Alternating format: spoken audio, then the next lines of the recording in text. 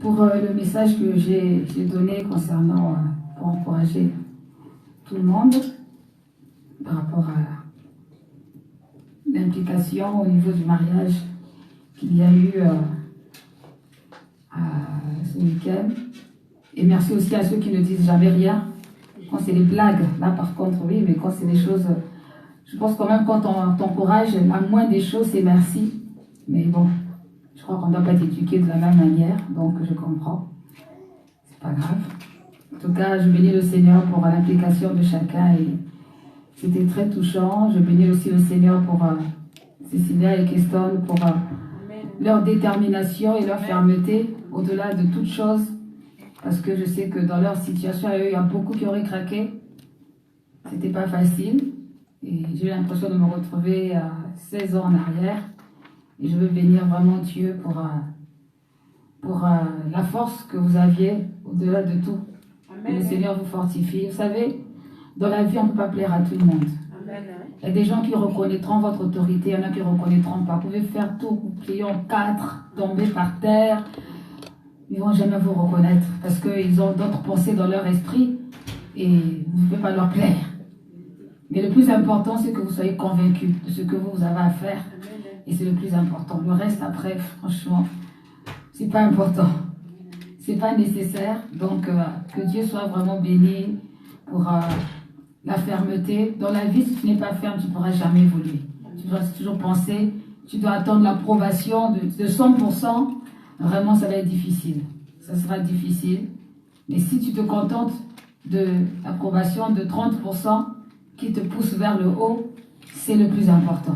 Le reste, il faut laisser tomber. C'est pas le plus important. Et moi, je bénis le Seigneur. Et comme je l'ai dit sur les réseaux sociaux, je le dis encore devant vous-même, je suis fière de vous. Je suis fière de vous. Je suis fière de vous, les mariés, mais fière aussi de l'Église, tous ceux qui ont participé. Vraiment, j'ai senti l'engouement. C'était émouvant, vraiment. C'était émouvant. Avec, il y a eu des ratés. Les gens auraient pu se battre, mais ils ne se sont pas battus parce qu'on est chrétiens. Et que même si, voilà, il y a une parole en l'air, à gauche, à droite, pour les circonstances, mais chacun a gardé la maîtrise de soi. Et c'est ça qui est le plus important. Parce que nous, souvent, nous avons l'habitude de regarder que les mauvaises choses. Et nous oublions tout ce qui était très bien. Et ça, c'est dommage. On doit regarder à ce qui est bon, ce qui est merveilleux. Et vraiment, je suis contente de ce que le Seigneur a permis qu'il se passe. Vraiment, gloire à Dieu. Toute chose concourt au bien de ceux qui aiment Dieu. Tout. Même là, on dit, oh là là, non, c'est bien comme ça. C'est très bien comme ça. Et Dieu est fidèle. Il sait ce qu'il fait et ce qu'il permet. Parce que rien ne peut arriver sans que Dieu ne le permette. Tout ce qui nous arrive, Dieu permet. Pas qu'il veut, mais il permet pour nous enseigner quelque chose. Et je pense que ce week-end, je crois que c'est cela aussi, tu as appris beaucoup sur la fermeté. Je crois que voilà, dans la vie, surtout quand on est dans une position, il faut savoir être ferme. Parce que sinon, tu peux toi-même créer la confusion. Donc quelque chose... Et le diable, il aime ça parce qu'il en profite. Et puis, tu as toujours ceux qui sont à côté qui sont là pour rire. Alors qu'il n'y a rien de rigolo. Donc, c'est important d'être ferme. Et la fermeté, c'est pas facile. C'est pas facile parce que personne n'a envie d'être trouvé méchant, en fait. Tout le monde veut être bien. Quoi qu'il arrive, tout le monde a envie qu'on dise que cette personne, elle est bien. Mais, malheureusement, quand tu prends une certaine direction, tu ne peux pas et tu dois te conformer à ton Seigneur. Alors, certains ont cru que c'est nous qui vous avions imposé de mettre la musique chrétienne à l'église, au mariage. Nous n'avons imposé rien du tout, parce que nous ne sommes pas là pour imposer les choses aux gens. D'ailleurs, il y a déjà eu des mariages dans cette église, il y a eu des mélanges. Pas à mon goût, ça c'est sûr. Parce que vraiment, je ne trouve pas ça du tout intéressant. On peut mélanger les ténèbres et la lumière. Mais je ne peux pas non plus encourager mon enfant spirituel à mettre la musique mondaine. Jamais de toute la vie. Ça ne peut pas venir de moi. Parce que je suis un pasteur d'Esther et pasteur. Nous sommes les bergers. Dans l'église, on est là pour encourager les gens dans la sanctification, la sainteté, pas dans le désordre, dans la débauche ou dans le mélange. Donc ça plaît ou ça ne plaît pas, chacun son avis, mais moi je ne ferai pas ça. Et je ne pense pas que je sois en contradiction avec le Saint-Esprit. Quand la parole de Dieu déclare que le mariage est honoré de tous, il ne dit pas qu'on doit mélanger ce qui est sale aussi à l'intérieur. Je crois que nous sommes des personnes intelligentes et aussi matures. Et je pense aussi qu'au-delà de la spiritualité, il y a la politesse dans la vie. La politesse, ce n'est pas une question de connaître Jésus. La politesse, c'est l'éducation. Et quand quelqu'un se déplace pour venir chez toi, il se soumet à tes règles. Il ne se soumet pas, cette personne ne va pas te soumettre à ses règles. Ça, c'est même pas c'est pas chrétien, ça c'est juste la politesse. Et c'est aussi malheureux de voir que quelquefois même des chrétiens qui te disent chrétiens, au lieu d'encourager leurs frères ou leurs sœurs à vivre dans la sainteté, la sanctification, ils enfoncent encore le clou. C'est très triste. Si je comprends pourquoi dans le milieu chrétien, il y a peu d'impact. Parce qu'on veut mélanger tout, les torchons, les serviettes, la saleté, et puis on est content et on s'appelle chrétien. Excusez-moi, ça c'est pas du christianisme, c'est de l'hypocrisie. Et je dis encore, chrétien de pacotille. Donc, à un moment donné, il faut savoir ce qu'on veut dans la vie. On n'est pas en train de jouer la comédie. Quand on vient dans le Seigneur, c'est parce qu'on reconnaît l'autorité du Seigneur et parce qu'on veut évoluer dans la vie. On veut vraiment que le Saint-Esprit nous impacte, nous influence. C'est vrai que dans une classe, s'il y a 100 élèves, ce n'est pas les 100 élèves qui sont forcément au top. Mais tu ne dois pas te retrouver dans ceux qui ne sont pas au top. Eh oui, tu dois faire le choix de te retrouver dans ceux qui sont au top devant le Seigneur. Pas pour plaire au professeur, mais d'abord pour toi-même ta propre vie. Ça, c'est dans le naturel, à plus forte raison dans le spirituel. Et moi, je veux bénir le Seigneur. Après, pour ceux qui ont fait du grand n'importe quoi aussi, on ne va pas en parler ce soir. Dieu vous a vu et je vous ai vu aussi, on réglera nos comptes. Ils ne sont pas là. Parce qu'il faut être sérieux dans la vie. Il faut être sérieux. Et moi, franchement, ça passe ou ça casse. Si je ne te plais pas, tu changes. C'est pas difficile. On n'est pas là pour rigoler, on est là pour chercher le Seigneur vraiment sérieusement. Et je bénis Dieu parce que au travers des mariages, ce sont des vies qui changent. Ce sont des vies, et c'est ça les fruits. Ce n'est pas juste pour faire la fête.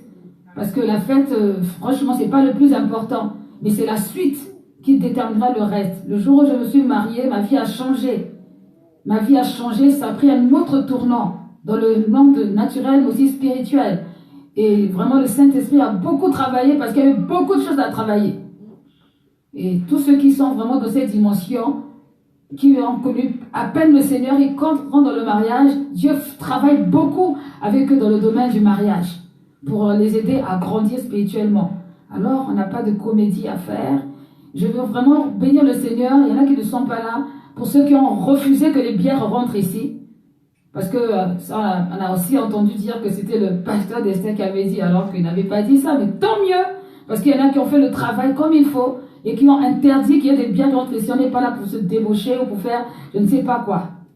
Eh oui, c'est comme ça. Il n'y a pas de choix. Il faut respecter les gens, il faut respecter les codes. Et vous-même, vous devez faire respecter. C'est à vous de le faire respecter, ce n'est pas aux autres de venir. C'est vous qui devez imposer le respect par rapport à ce à quoi vous croyez. Si vous regardez les autres religions, c'est ce qu'ils font. Tu vas chez un bouddhiste, tu ne vas pas lui imposer je ne sais pas quoi dans sa maison. Chez un musulman, tu ne vas pas imposer quelque chose dans sa maison sous prétexte qu'il faut accueillir le monde entier. Il n'y a que chez les chrétiens qu'on voit des choses pareilles. Ah, nous tous on connaît Jésus, moi je suis l'enfant de terre. On s'en fout que tu sois l'enfant de qui. Ce qui nous intéresse, c'est tes fruits. Montre-moi comment tu marches, je te dirai qui tu es. Et moi, j'ai peur de personne.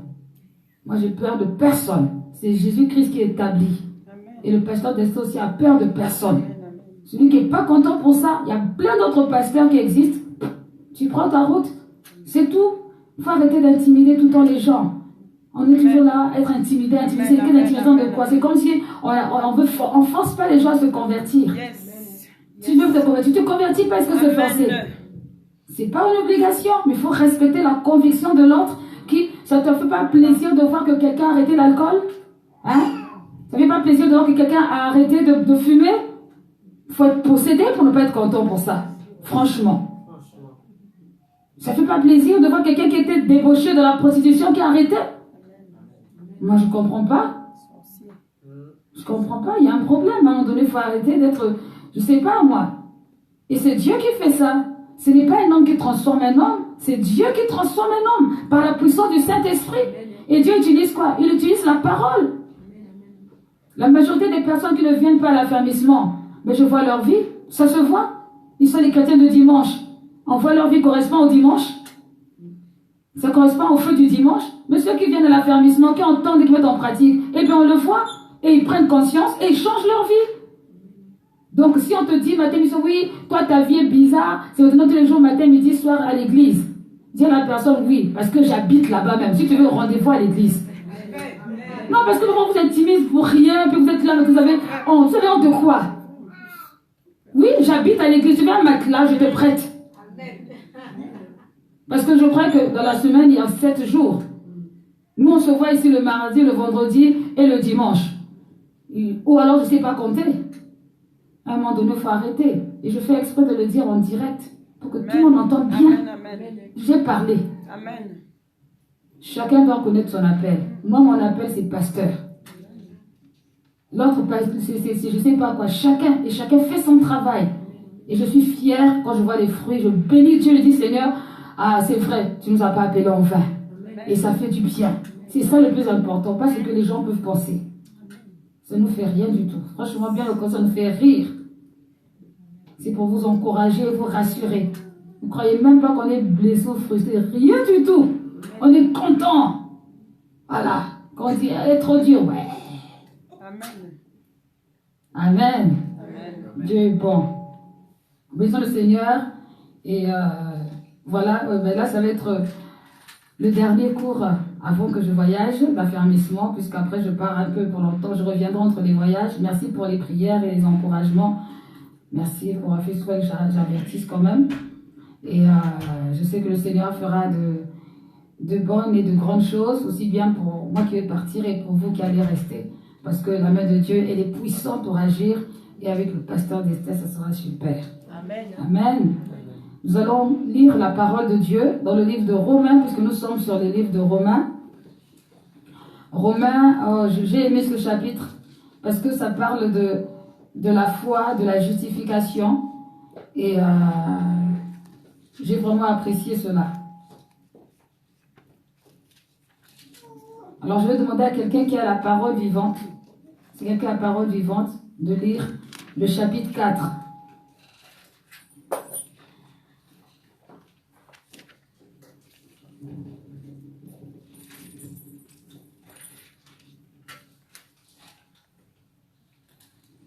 Chapitre 4. Merci. Romains 4. Comment ce qui précède s'accorde-t-il avec les Écritures, par exemple avec l'histoire d'Abraham, l'ancêtre de notre peuple, selon la descendance physique? Pardon, Soraya, je voudrais que vous puissiez noter les passages qui vous marquent. Continue. Comment a-t-il obtenu le salut? Que pouvons-nous dire à son sujet? S'il fut déclaré juste aux yeux de Dieu, le devait-il pas à ses efforts et à ses mérites?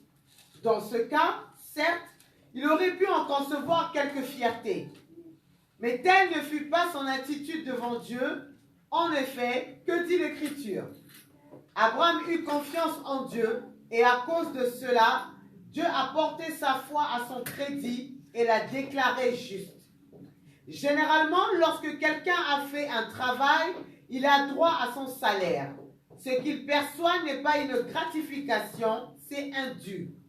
Par contre, si un homme ne s'appuie pas sur ce qu'il a fait, mais qui place toute sa confiance en Dieu, alors ce Dieu qui justifie le pécheur tient compte de son acte de foi et déclare cet homme juste en portant sa foi à son crédit. C'est exactement ce que dit aussi David. Il proclame « Heureux l'homme que Dieu déclare juste sans qu'il ait aucune œuvre méritatoire à présenter. Heureux ceux dont les offenses ont été pardonnées et dont les péchés ont été couverts. Heureux l'homme au compte de qui le Seigneur ne porte pas le péché. » Une question se pose. Ce bonheur n'est-il réservé qu'aux Juifs ou bien est-il aussi accessible à tous les hommes? Nous disons qu'Abraham a été déclaré juste parce que Dieu a porté son acte de foi à son crédit.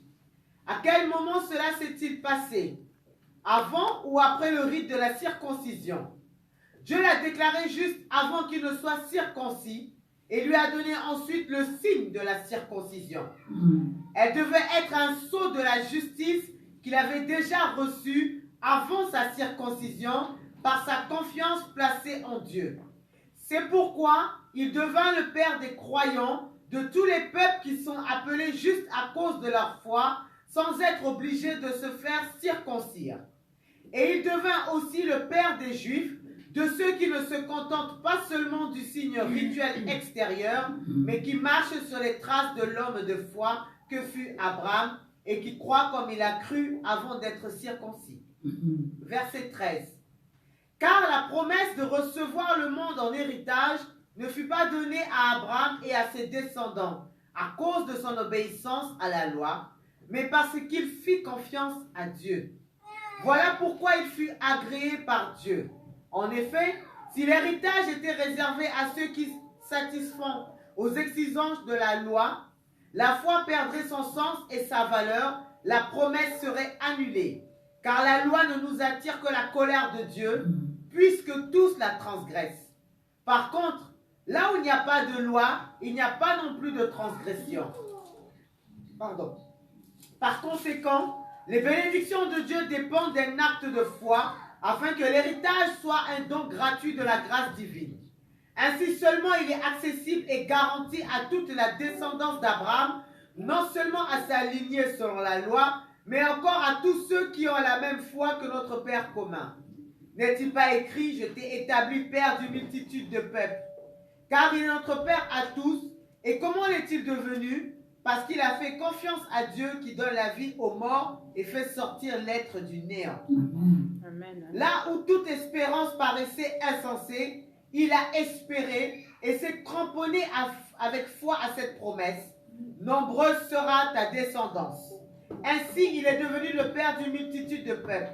Naturellement, il savait qu'en étant presque centenaire, son corps n'avait plus le pouvoir de procréer. Il savait aussi que Sarah n'était plus en état d'avoir des enfants. Mais toutes ces considérations ne l'ont pas fait vaciller dans sa foi. S'appuyant sur la promesse divine, il ne succomba au doute, puisque puisant sa force dans la foi, il fit honneur à Dieu. Étant pleinement persuadé que Dieu est capable de tenir parole et d'accomplir ce qu'il a promis. C'est précisément cette attitude qui lui attira la bienveillance divine. Cette foi lui fut créditée comme justice et lui a valu d'être déclaré juste. Verset 23. Or, si l'Écriture note que sa foi fut portée à son crédit, ce n'est pas seulement à propos d'Abraham qu'elle le fait, c'est aussi pour notre instruction. Car nous aussi, nous serons acceptés par Dieu et déclarés justes si nous plaçons notre confiance en celui qui a ressuscité notre Seigneur Jésus-Christ d'entre les morts. Ne fut-il pas livré à cause de nos fautes et ressuscité afin que nous soyons déclarés justes aux yeux de Dieu? Amen. Aux yeux de Dieu.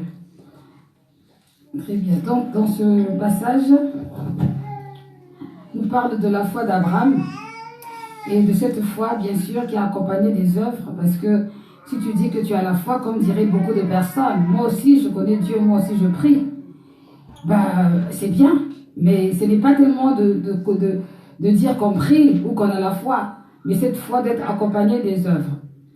Et aussi, dans ce passage, on nous parle du fait que nous avons été justifiés, non pas à cause de nos œuvres, mais à cause de ce que nous avons cru en Jésus-Christ, de la manière que Abraham a cru à ce que Dieu lui avait dit. Et que, généralement, la foi, après la foi, vient les actes, mais on a d'abord besoin de croire. C'est le fait de croire. Tant qu'on ne rentre pas dans la dimension du croire, on ne peut pas dire réellement qu'on est enfant de Dieu. Et on sait que quand on parle de croire, dans le mot croire, il y a le fait de reconnaître son état sans le Seigneur. Reconnaître qu'on a besoin d'un sauveur et reconnaître qu'on n'a pas une vie de perfection et qu'après cela, et grâce à la repentance, en se repentant, on a besoin d'un sauveur parce que on sait qu'on est homme, on est imparfait et qu'on n'arrivera jamais à atteindre la justice de Dieu. On a besoin de quelqu'un qui va nous sauver. Et c'est en cela qu'on va se tourner vers celui qui a payé pour nous. C'est donc Jésus-Christ de Nazareth. Donc il y a vraiment la dimension de la justification par Jésus-Christ de Nazareth et non par nos œuvres en premier lieu ou encore en achetant ou en faisant des rituels. C'est vraiment d'abord le fait de mettre en place la personne de Jésus-Christ comme le premier, comme celui qui nous emmène à la perfection vers le Seigneur. Et la Bible dit que Abraham a plu à Dieu parce qu'il avait cru au Seigneur. Mais regardez un peu, Abraham a cru au Seigneur quand Dieu lui a dit de quitter son père et sa mère, de partir. Il a cru et il est parti. Il n'a pas cru seulement avec la bouche et puis il s'est arrêté là. Bon, je crois et puis je ne fais plus rien. J'attends que Dieu me donne un signe pour partir. Non. Dès que le Seigneur lui a dit de faire, il s'est levé, il est parti. Et c'est ça qui a plu au Seigneur. Parce que beaucoup pensent que c'est le fait d'avoir seulement la foi. Tu as la foi en quoi, en qui, on ne sait même pas. C'est une foi comme ça dans les airs. Et finalement, quand on regarde bien dans la profondeur, quand on regarde à la lumière des Écritures, en fait, la personne n'a pas la foi. Elle n'a pas la foi parce que ces actes ne correspondent pas à la dimension de la foi. Bien aimé, si tu as la foi, tu auras la crainte de Dieu. Parce que tu sauras que partout où tu te trouves, ben Dieu est là. C'est la foi que tu as en ce Dieu-là qui va t'emmener à avoir la crainte de Dieu. Mais si tu n'as pas la crainte de Dieu, si tu n'as pas la foi, la crainte de Dieu, elle sera très très minime. Elle va même pas, limite, elle va même pas exister. Parce que, de toute façon, tu es influencé, impacté que par ce que tu vois. Donc, lorsque les personnes, en général, disent que oui, moi, je crois en Dieu, et que vous voyez que entre sa croyance et les actes, c'est pas la même chose, cette personne ne croit pas. Elle ne croit pas. Elle peut être religieuse. Parce que c'est quoi la religion? La religion, c'est accomplir des rituels. Venir à l'église tous les jours, c'est un rituel. Chanter même des cantiques chrétiens. Chez les Congolais, il y a un hymne national. Alléluia, Alléluia. Tous les mariages, païens comme chrétiens, il y a toujours ça. Mais ça ne fait pas de ces personnes des chrétiens. Donc, parce que lorsque tu aimes un cantique, que tu aimes, j'apprécie de temps en temps. Des fois, on entend des témoignages des personnes qui sont nées de nouveau, qui disent que non, avant, je ne croyais pas vraiment dans le Seigneur, mais j'aimais bien tel cantique, ça me faisait du bien. Donc cette personne, ça lui faisait du bien, mais ça parce qu'elle croyait en Dieu. Car croire dans le Seigneur, c'est aller au-delà du faire du bien. C'est avoir une certaine attitude qui correspond vraiment par rapport à la croyance. Et Jésus a dit, vous êtes mes amis si vous faites ce que je vous demande. Si je vous commande même. Si je vous commande. Ça veut dire que Jésus ne dit pas seulement, bon Pierre, tu crois en moi? Oh, c'est super. En tout cas, tu crois que je suis le sauveur? Oh, c'est bon, tu peux retourner à ta pêche, il n'y a pas de problème. Non. Il a dit à Pierre, il fallait que Pierre démontre sa dimension de croyance. Il fallait que Pierre suive Jésus, alors que Pierre était marié. Pierre avait une femme. Parfois, les gens ils oublient que en fait, les apôtres, là, en fait, ils avaient une famille. Ils n'étaient pas tout seuls. Puisque après la résurrection, on va parler même de Pierre avec sa femme. Donc, c'est dire que Pierre était marié. Pierre, quand il a suivi Jésus, il n'a pas dit à Pierre, bon, tu sais Jésus, moi, j'étais pécheur, je nourrissais ma famille avec ça. Maintenant que je te suis, moi je gagne quoi? C'était la dimension de la foi, parce qu'il croyait en la promesse. Le peuple juif attendait un Messie. Il guettait l'arrivée de Jésus. Quand c'est que le sauveur allait arriver? Bon, certains avaient compris qu'il y aurait un sauveur politique. Eux, ils attendaient le sauveur politique qui allait les sortir les Samaritains de leur territoire. Eux, certains, ils attendaient celui-là. Mais Jésus, c'était au-delà de la politique. C'était le domaine spirituel. Parce que l'homme, dès l'origine, avait déjà été condamné à cause du péché que Adam et Ève avaient commis. Donc, il fallait que Jésus vienne pour sortir l'homme de ce péché afin qu'il ne soit plus dominé par le péché. Tu ne peux pas dominer sur le péché sans Jésus. Ce n'est pas possible. Ce n'est pas possible.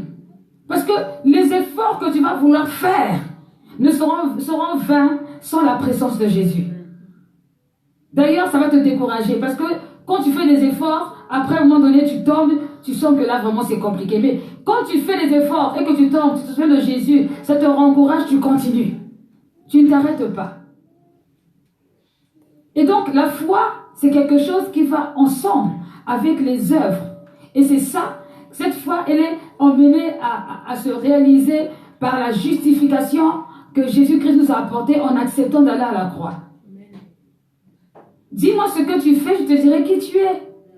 Ce n'est pas juste de parler, ce n'est pas juste de croire à des fables. Non, mon papa était un grand pasteur. Non, tu sais, mon grand-père, vraiment, s'il se tenait là, c'est pas ça. Ça, c'était sa vie. Toi, ta vie, elle est comment? Ce n'est pas héréditaire. Ah oui, non, non, non, c'est pas héréditaire. C'est un engagement de bonne conscience personnelle. C'est toi. Ton père était pasteur, ta mère était pasteur, ou diacre, diaconesse, tout ce qu'on veut, c'est bien. Mais toi, tu es qui? As-tu rencontré le Seigneur Jésus-Christ comme ton Seigneur et Sauveur? Comme disait quelqu'un, ah, j'ai pas compris la question. La nouvelle naissance, c'est quelque chose que certains ne connaissent pas. Ils n'ont même jamais entendu parler de ça. Et pourtant, toute la famille est à l'église protestante. Amen. Toute la famille. Ils ont construit même je ne sais pas si c'est des immeubles ou quoi là. Mais quand on dit nouvelle naissance, ils ne comprennent pas. Donc, il y a une dimension des choses concrètes. Il y a une dimension vraiment des choses pratiques. Abraham n'a pas cru et puis c'est tout. Abraham a cru et il a fait. Et ce n'était pas facile. Quand on dit qu'Abraham a quitté, il a quitté sa patrie, il a quitté son confort, il est parti. Mais Moïse aussi a fait pareil, il a quitté. Bien-aimé, qu'est-ce que toi tu dois quitter pour manifester la foi? Parce que nous tous, Dieu nous demande de quitter. Dieu, en fait, ce sont que des exemples que Dieu nous a donnés dans la Bible pour nous encourager, nous faire comprendre comment est-ce qu'il fonctionne. Mais chacun de nous, Dieu nous demande de quitter quelque chose. Tu quittes ça, c'est là où tu démontres ta foi. Tu ne quittes pas ça. Oui, continue à croire. L'Hébreu dit que les démons aussi croient que Dieu existe et puis après, ça ne les sauve pas. La foi est une démonstration. La foi doit se démontrer. C'est une ferme assurance des choses qu'on espère. J'ai l'espérance que. Et cette espérance ne signifie pas que ça sera facile. Ah non. Ça peut être très très très difficile. Mais en fait, je ne regarde pas ce qui sera trop difficile. Je regarde à la finalité. À la finalité. Dieu n'a jamais dit que pendant que tu seras en train de croire, il n'y aura pas de tentation, il n'y aura pas de problème. Non, vraiment, ça va aller directement, tu auras la solution immédiate. Jamais. C'est pas écrit. Même lorsque tu as appelé Jonas. Jonas, pourquoi Jonas refusait? Posez-vous la question, pourquoi Jonas ne voulait pas aller à Ninive? Jonas savait qu'à cette époque-là, quand il y en a un prophète qui se levait pour annoncer la parole, parce que le prophète de cette époque, ce n'était pas le prophète de dire, Dieu va vous bénir, Dieu va vous bénir. Ah, c'était pas ça. Quand le prophète ouvrait la bouche, c'était pour prononcer une sentence. Soit pour donner une direction, pour que le peuple d'Israël puisse être gagnant par rapport aux guerres qu'il faisait. Ou pour prononcer. Et très souvent, malheureusement, le prophète ouvrait la bouche pour ramener le peuple de Dieu dans la bonne direction. Donc là, il devait dénoncer, arrêtez l'idolâtrie, arrêtez ça, arrêtez ci, arrêtez. Et quand les autorités suprêmes, là, ceux qui aiment toujours qu'on soit de leur côté, quand ils voyaient ça, ils n'étaient pas contents, eh bien, c'est comme ça qu'ils avaient pris Jérémie, ils sont allés le mettre dans la citerne. C'est comme ça que Jonas s'est dit quoi? Moi, je ne veux pas prophétique. Non, non. Moi, je refuse d'aller à Ninive. Hors de question. Parce que c'était difficile. Parce que c'était compliqué. Mais il y a beaucoup de Jonas. Il y a beaucoup de Jonas au milieu de nous. Il y a beaucoup. Parce qu'on ne veut pas assumer. On a peur. Qu'est-ce qu'on va me dire? Comment ça se passait? Mais si tu sais que tu crois à un Dieu qui est vivant, qui est puissant, bien aimé, tu vas faire. Tu vas le faire. Ce ne sera pas facile, mais tu vas le faire. C'est ça la démonstration de la foi. C'est ça la démonstration. Et pendant que tu le feras, on va te dire beaucoup de choses. Tu es impoli, tu es ceci, tu es méchant, tu es devenu bizarre. Franchement, n'importe quoi. On va te traiter de toutes toutes sortes de choses. Mais Jésus l'a déjà dit. Pourquoi nous sommes étonnés? Jésus a dit qu'à cause de mon nom, on va vous détester. On vous détestera, on vous emmènera dans les synagogues, on vous traînera en justice. Oui, tu vas faire le bien, on te traîne quand même en justice. Nous, les chrétiens, on oublie souvent ça. Je ne comprends pas. Pourtant, je fais le bien autour de moi. Pourquoi les gens ne m'aiment pas? Non, mais c'est normal. C'est parce que justement, ça fait partie des lois spirituelles. Jésus nous a prévenus. Il n'a pas dit qu'il veut que ce soit comme ça. Mais malheureusement, c'est ça. Sinon, Jésus n'allait jamais partir à la croix. Vous imaginez une personne qui a ressuscité les morts, qui a guéri les aveugles, qui a fait multiplier le pain et le vin, qui a fait... Et puis on le tue. Non, mais enfin, normalement, humainement, on doit préserver. Non, non, non. Ah non, celui-là, il doit avoir des gardes de corps autour. Qui va le toucher? Mais ce n'est pas le cas. La nature humaine, c'est pas ça. Pourquoi? Parce que le diable travaille le cœur de l'être humain. Il travaille le cœur. Il ne veut pas voir la gloire de Dieu. Et comme il ne veut pas voir la gloire de Dieu, il faut qu'il détruise la personne qui fait du bien. Pour décourager d'autres à faire d'ailleurs. Pour les décourager d'autres, nous ne devons pas être étonnés des souffrances qu'on peut recevoir, du rejet qu'on peut avoir. C'est normal. Ça fait partie de la vie chrétienne. Croire nécessite payer un sacrifice. Il y a une fille que je me rappelle qui a eu beaucoup de mal, et d'ailleurs qui est retournée dans le monde, parce qu'elle avait du mal à comprendre la souffrance chrétienne. Elle avait du mal à comprendre comment est-ce qu'il faut souffrir pour aller dans le ciel quelque part. Elle ne comprenait pas. Pour elle, ce n'est pas normal. Mais ce n'est pas parce que Dieu veut qu'on souffre. C'est le cœur de l'homme qui fait que nous souffrons. Ce n'est pas Dieu. Sinon, Dieu lui-même, il veut qu'on soit bien. La terre, il nous a donné, c'est à nous. Tout ce qui est autour là, c'est pour nous. Mais sauf que si tu rencontres une personne qu'on appelle Lucifer sur ton chemin, il ne te laissera pas prendre ça comme ça. Il ne te laissera pas prendre. Et lui, il sait que son temps est compté. Donc, s'il peut t'emmener en même temps en enfer avec lui, c'est une bonne chose. Alors, il te fait miroiter des choses. Regarde, depuis que tu as donné ta vie au Seigneur, tu n'as plus de copains, tu n'as plus de copines, tu es maintenant tout seul, tu es vraiment... voilà, plein de problèmes, tu n'as plus d'argent, il n'y a plus de pigeons. Voilà. J'ai entendu ça il n'y a pas longtemps. Donc, du coup, c'est compliqué. Regarde comment tu es. Regarde, le tissage, là, ça fait 4 mois que tu as le même tissage. Regarde. C'est ça. Et puis là, l'impatience arrive et tout. Non, bien aimé, la foi, ce sont les actes. Ce n'est pas seulement avec la bouche et venir, oh Seigneur, pardonne-moi pour tous mes péchés. Et puis le lendemain, tu repars encore. Pardonne-moi encore pour tous mes péchés. Ça, c'est la comédie. Ce n'était pas facile. Je vous assure, si on replonge dans l'histoire d'Abraham, ce n'était pas facile. Regardez entre le temps où Dieu lui fait la promesse et le moment où ça va s'accomplir et tout ce qui s'est passé. Il y a même eu un Ismaël qui est né. C'était long. C'était vraiment long. Ce n'est pas facile, c'est difficile. Et je disais à quelqu'un ce matin, nous tous on court la course. La course, jusqu'à ce qu'on arrive à la fin. Tu ne sais pas quand c'est que ça va être ton tour, mais tu te prépares seulement pour que tu sois trouvé digne, fidèle au temps où ça sera, là où ça sera le moment. La foi, elle s'exerce. La foi, elle s'exerce. Et plus tu évolues avec le Seigneur, plus le niveau monte. Plus les expériences montent. Plus les choses se compliquent. Et il faut s'accrocher. Il faut s'accrocher. S'accrocher jusqu'à ce que vraiment tu puisses obtenir victoire et tu passes à autre chose. Tout le temps. On ne s'arrête jamais. On ne s'arrête jamais en se disant oui, bon là j'ai déjà assez fait. Dieu même il a vu vraiment ma patience. Là maintenant je change de niveau mais dans le mauvais côté. Non, c'est pas ça. C'est jusqu'au bout.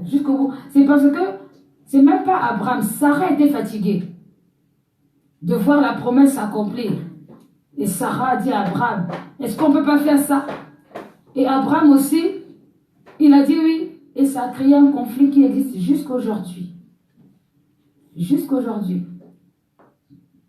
Donc, regardez un peu la foi d'Abraham qui a commencé par quitter sa zone de confort et qui arrive quand même à tomber sur le coup de la tentation.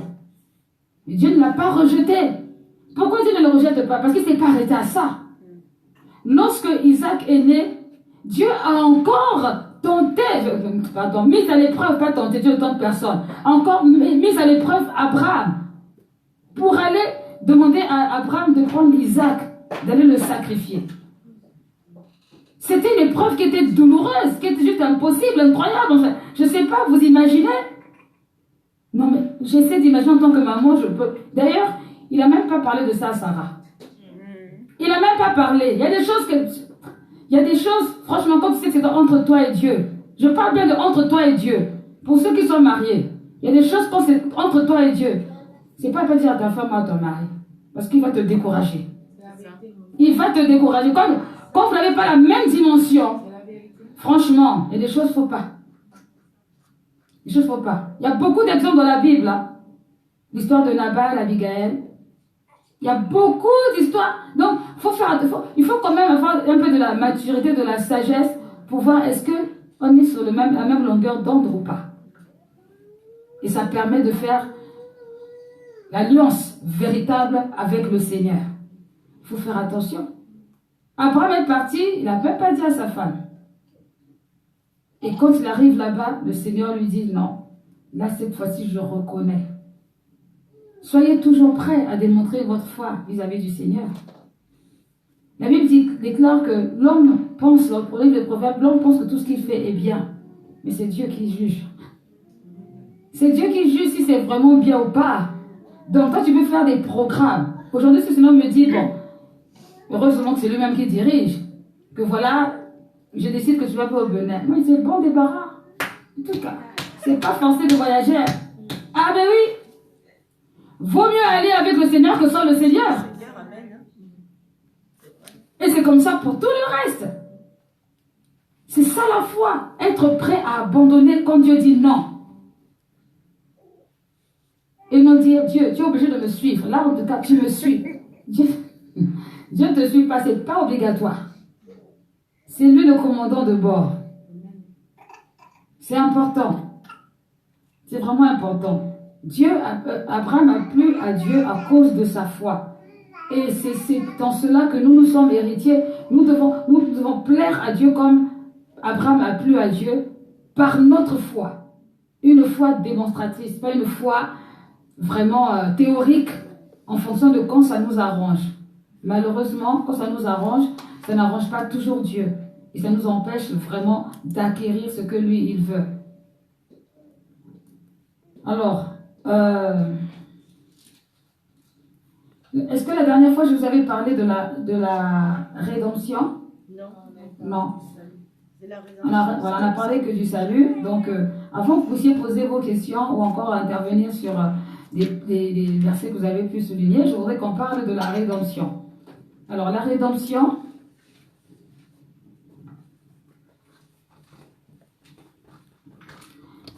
le mot grec de la rédemption, bien aimé, c'est apolutrosis.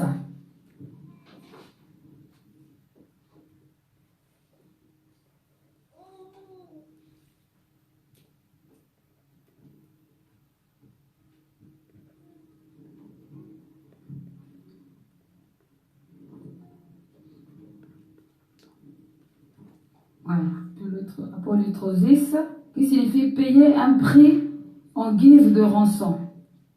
Payer un prix en guise de rançon.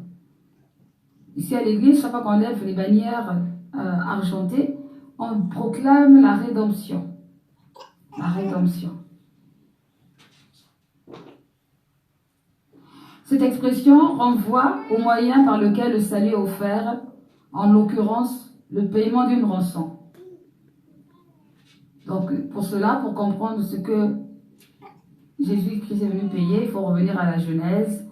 Voilà, l'histoire d'Adam et Ève, vous connaissez. Il fallait que quelqu'un paye, et c'est Jésus qui a payé. C'est le moyen de la rédemption. Alors, la doctrine de la rédemption peut se résumer ainsi. La doctrine de la rédemption peut se résumer ainsi.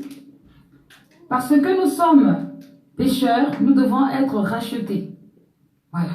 C'est important, quand vous évangélisez, vous parlez aux gens qui ne connaissent pas le Seigneur, qu'ils réalisent en fait qu'ils sont pécheurs.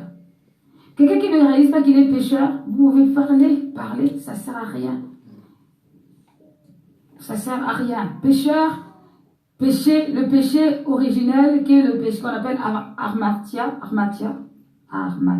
voilà, qui signifie simplement vivre indépendamment de Dieu.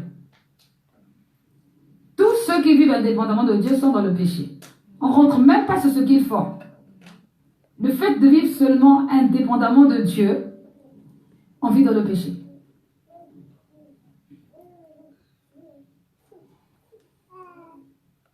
Alors, comment donc se résume cette doctrine? Donc, nous sommes pécheurs, nous devons être rachetés. Et le Nouveau Testament présente les êtres humains comme des étrangers éloignés de Dieu. Nous sommes éloignés de Dieu. Romains 3, versets 10 à 18. La semaine dernière, on l'avait lu, les 2 semaines. Nous sommes éloignés de Dieu, les êtres humains. Nous sommes nés de nouveau, donc on n'est plus. Les êtres humains sont éloignés de Dieu. Ils sont sous la domination de la puissance de Satan. Ils sont sous la domination de la puissance de Satan. Marquez la référence, Acte 10, verset 38. Et de ce fait, esclaves du péché,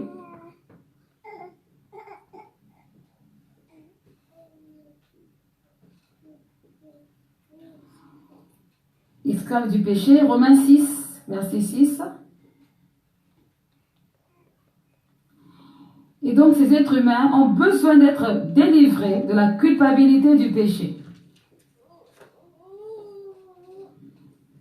Ils ont besoin d'être délivrés de la culpabilité du péché, de sa puissance. Parce que le péché a une puissance. Ça, j'ai vu que le péché a une puissance. Le péché a une puissance. Samedi, j'ai vu ça. Le même rythme. Pas même parole. 2 publics différents. Waouh. Mais alors, en 1 seconde, dès qu'on a fini la battle, il y a une introduction sournoise là avec l'esprit du monde, avec la coupe du monde. Et tout à coup, soudain, tous ceux qui boudaient se sont levés en masse. Et tous ceux qui dansaient là, ça allait s'asseoir. Impressionnant, ça il faut voir ça en vidéo, ça doit être trop beau. La puissance du péché. Fêter le péché. Waouh, c'est vraiment fêter le péché. Tout ça pour venir bouger, c'est parti. C'est seulement pour ça. Non, franchement, ne négligez pas la puissance du péché. Le péché a une puissance. C'est une drogue. Et tant que la personne n'est pas rachetée, c'est compliqué. C'est vraiment compliqué. Alors donc, qui ont besoin d'être délivrés de la culpabilité du péché, de sa puissance et du châtiment qui en découle.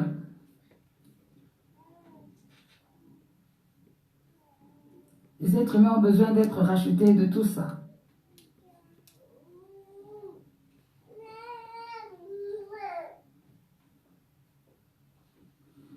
Donc, la doctrine de la rédemption peut se résumer ainsi. Elle peut se résumer par le prix à payer pour notre rachat.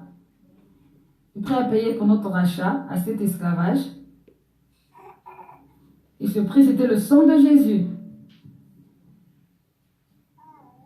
Le sang de Jésus et donc la vie du Seigneur Jésus.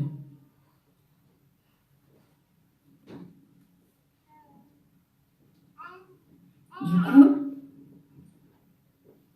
après cette résurrection, après cette mort et résurrection à la croix, notre situation après la rédemption, c'est que nous sommes rachetés par Christ et donc nous sommes libérés de la domination du péché. De la domination du péché, de la culpabilité et de sa puissance.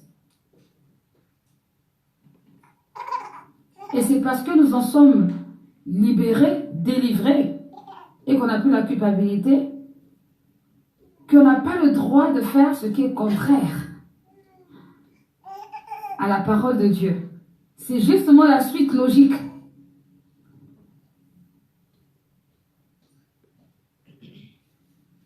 Cette délivrance du péché ne nous autorise pas à n'en faire qu'à notre tête. Nous appartenons à Dieu. La libération du péché fait de nous des esclaves consentants de Dieu. De toutes les façons, c'est l'un ou l'autre. Ou c'est avec le diable, ou c'est avec Dieu. Si tu es au milieu, tu crois que, en fait, avec personne, tu te trompes toi-même parce que tu es forcément de l'autre côté.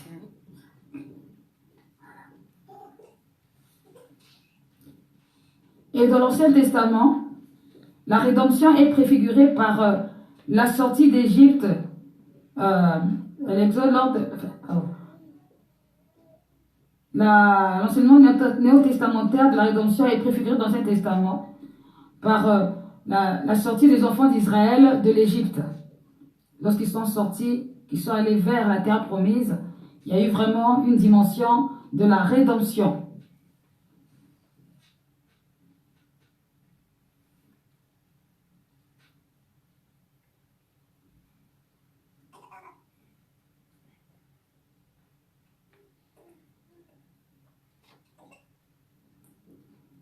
Donc c'est un terme qui est vraiment important, dont il faut tenir compte, parce que quand on réalise vraiment de tout son cœur ce que Jésus a fait et l'impact que cela produit, on ne peut plus vivre une vie désordonnée devant le Seigneur.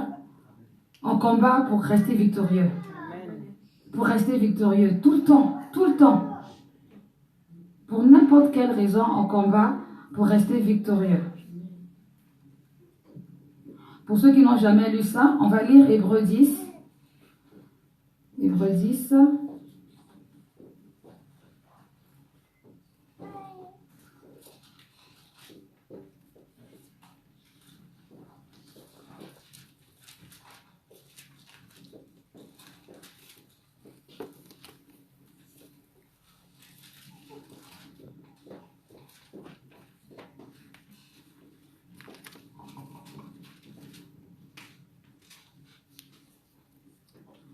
Donc, Hébreux 10, à partir du verset 19, Inséraya, toujours parole vivante, s'il te plaît. Hébreux 10, verset 19. Ainsi donc, mes frères, parce que Jésus a versé son sang, nous avons un libre accès au sanctuaire éternel. Sa mort nous donne l'assurance de pouvoir pénétrer dans le lieu très saint. Il en a frayé le chemin, un chemin nouveau, qui nous mène à la vie au-delà du voile du sanctuaire. Il a pu l'inaugurer parce qu'il a pris sur lui la nature humaine et qu'il a offert son corps en sacrifice. Puisque nous avons un grand prêtre si éminent placé à la tête de la véritable maison de Dieu, allons donc à lui d'un cœur droit et sincère, avec la joyeuse assurance que nous donne la foi, sachant que nos cœurs ont été purifiés de tout ce qui pesait sur nos consciences, tout comme nos corps sont lavés lorsque nous les avons baignés dans l'eau claire. Restons fermement attachés à l'espérance que nous avons reconnue comme vraie. Celui qui nous a fait les promesses est entièrement digne de confiance. Nous pouvons être certains qu'il tiendra parole. Veillons les uns sur les autres pour nous encourager à mieux nous aimer et à faire du bien autour de nous. Continue. Ne prenons pas comme certains l'habitude de délaisser nos réunions. Au contraire, soutenons-nous mutuellement et encourageons-nous dans la foi, d'autant plus sérieusement que vous voyez se rapprocher le grand jour du retour du Seigneur. Si après avoir connu et accepté la vérité, nous l'abandonnons délibérément pour continuer à pécher, il n'existe plus de sacrifice pour effacer ce péché. Notre seule perspective est alors l'attente terrifiante du jugement de Dieu et du feu ardent qui consumera tous ceux qui se dressent contre lui. Rappelez-vous, celui qui désobéit volontairement à la loi de Moïse est impitoyablement mis à mort si 2 ou 3 témoins déposent contre lui. Si quelqu'un méprise le Fils de Dieu, s'il considère sans valeur le sang qui a scellé l'alliance avec Dieu, le sang par lequel il a été lavé de ses péchés, s'il offense le Saint-Esprit, porteur de la grâce divine, ne pensez-vous pas qu'il mérite un châtiment encore plus sévère? Nous connaissons bien celui qui a déclaré « La vengeance m'appartient et je l'exercerai, je rendrai à chacun son dû. » Ou encore « Le Seigneur lui-même jugera son peuple. » Qu'il est terrible de tomber aux mains du Dieu vivant. Rappelez-vous donc les premiers temps après votre conversion. À peine aviez-vous été éclairés de la lumière de Dieu, que vous avez eu beaucoup à souffrir, mais vous avez tenu bon. Tantôt on vous a publiquement injurié et tourné en dérision. Vous avez eu à subir des persécutions et des mauvais traitements. Tantôt vous étiez prêts à soutenir ceux qui étaient traités ainsi, et vous avez pris part moralement à leurs souffrances. Oui, vous avez témoigné votre sympathie aux prisonniers, et vous avez accepté dans la joie d'être dépouillés de vos biens, car vous saviez que vous possédez ailleurs des richesses plus précieuses et qui durent toujours. N'abandonnez donc pas cette ferme assurance à laquelle est promise une si grande récompense. Il vous faut de la persévérance si vous voulez accomplir la volonté de Dieu et entrer en possession des biens qu'il a promis. Encore un peu de patience, nous dit l'Écriture. Dans peu de temps, celui qui doit venir sera là, il ne saurait tarder. Or, il est écrit, celui qui est juste à mes yeux et qui me restera fidèle accédera à la vie par la foi. Mais s'il quitte ce chemin pour revenir en arrière, je ne lui accorderai pas ma faveur. Quant à nous, nous ne sommes pas de ceux qui retournent en arrière pour aller se perdre, mais de ceux qui s'attachent à la foi et sauvent ainsi leur vie. Amen. Est-ce que ça parle à quelqu'un? Amen, amen, amen. Je pense que tout est clair là-dessus. Amen. C'est parce que la foi, c'est vraiment quelque chose que c'est un concept qu'on a du mal à comprendre lorsqu'on n'a pas envie de changer de vie. On trouve des raisons et des prétextes pour justifier ce qu'on fait. Mais en fait, la parole de Dieu est très très claire. Elle est vraiment très claire. Et voilà ce qui arrivera lorsqu'on voudra faire comme on veut, malheureusement. Et l'Épître aux Hébreux est vraiment est là pour encourager à persévérer dans la foi et à ne pas se cacher derrière toutes sortes de raisons pour perdre le bénéfice de ce qu'on a gagné. C'est très important. Et j'aime vraiment la fin du verset 39 qui dit « Nous ne sommes pas de ceux qui se retirent pour se perdre, mais ceux qui ont la foi pour sauver leur âme. » C'est ça là le vrai combat. C'est ça, c'est le vrai combat. Le reste, ce que Christ a accompli, il a accompli. Ça c'est la grâce. On l'a eu, c'est à nous. On n'a pas fait quelque chose, cadeau immérité. Mais maintenant pour la suite, il faut tenir ferme.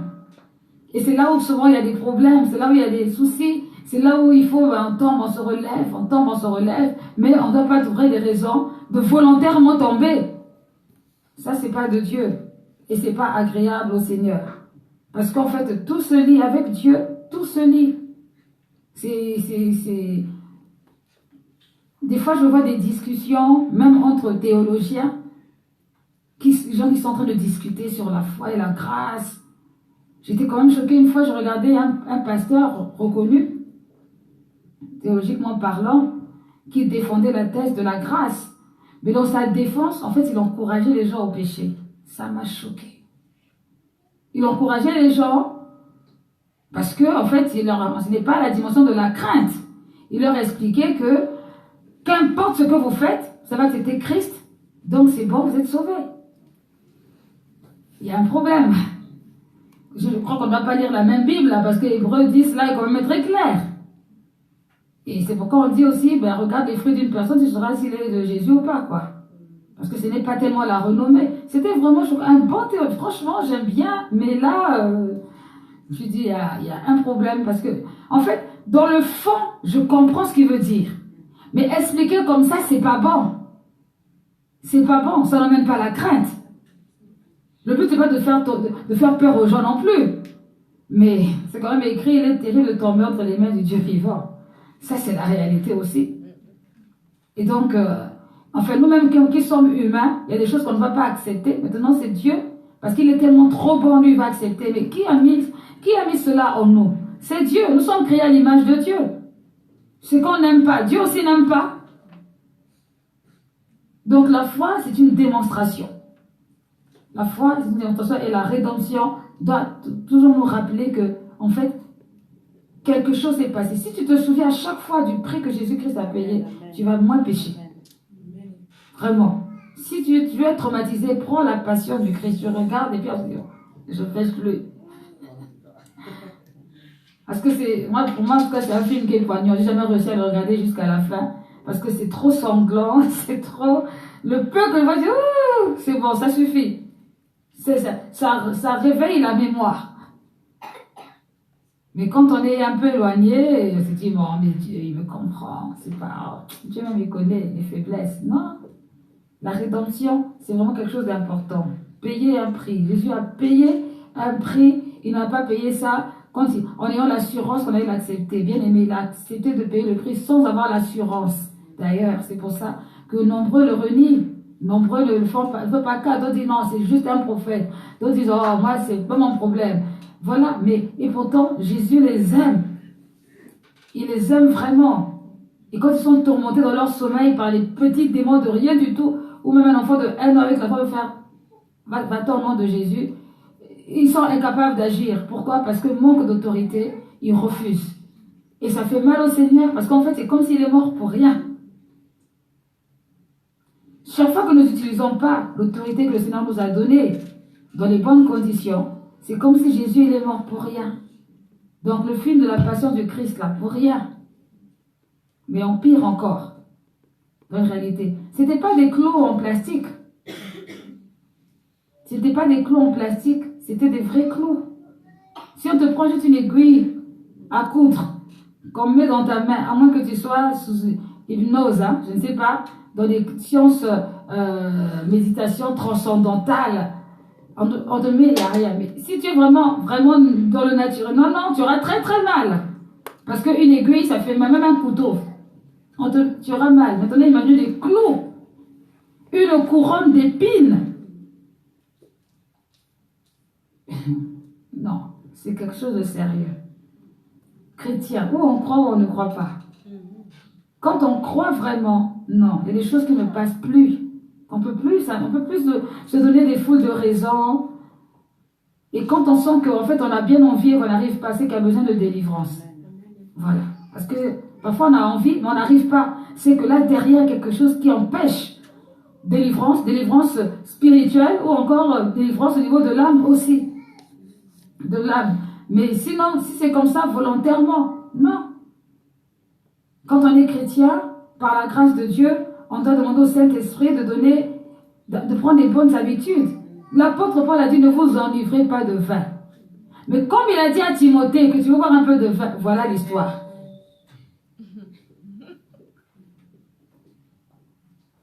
C'est vrai que les écrits de Paul, c'était des lettres adressées à chaque église, à chaque personne en particulier. Et nous, ce sont des écrits qui servent à nous orienter dans notre vie chrétienne. Mais il faut quand même bien apprendre à lire. Il ne faut pas utiliser ce qui nous arrange. Les paroles, le renouvellement de l'intelligence, c'est rare qu'on aime ça. On ne veut pas le renouvellement d'intelligence. On veut la partie, on dit il faut boire le vin. Pour se rassurer qu'on est bien, en forme et tout. Oh, tu peux boire si tu veux, mais bon, voilà. Amen. Alors, est-ce que vous avez des questions ou est-ce qu'il y a un passage que vous voulez qu'on puisse revenir dessus? Autrement, je vais avancer.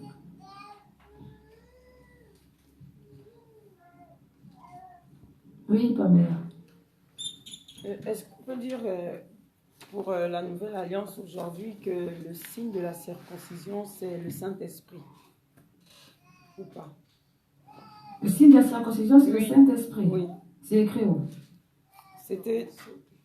Hein? Oui, le sceau. Quand il parle d'Abraham. Oui, vas-y, relis le passage. C'est le cas. C'est la présence du Saint-Esprit, pas le Saint-Esprit. La présence, oui, la présence du Saint-Esprit. D'accord, ok. C'est le 11. Tu as déclaré juste. Ouais. 11. Tu lis tout le verset 11. Et il a reçu le signe de la circoncision comme sceau de la justice Voilà. qu'il avait. Le obtenu. sceau là. Mhm. Verset 11. Tout le verset 11. La marque en fait. Ok. Est-ce que tu peux le relire dans la version Parole vivante, s'il te plaît? Verset 11. De Romains 4.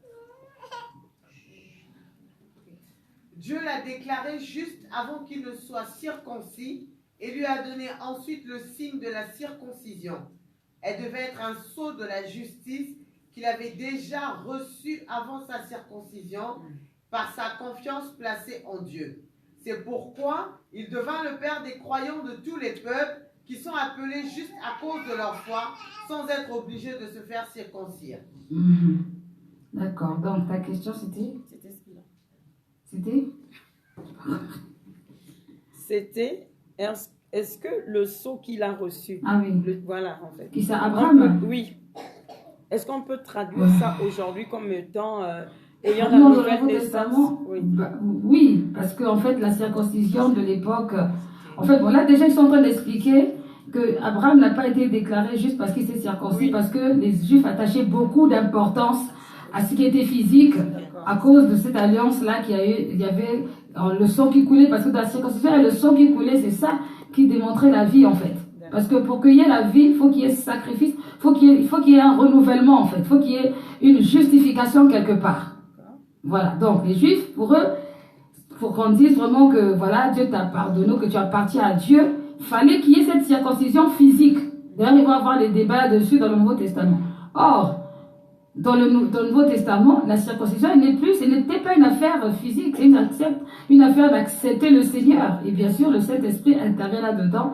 Donc, c'est une forme de sceau.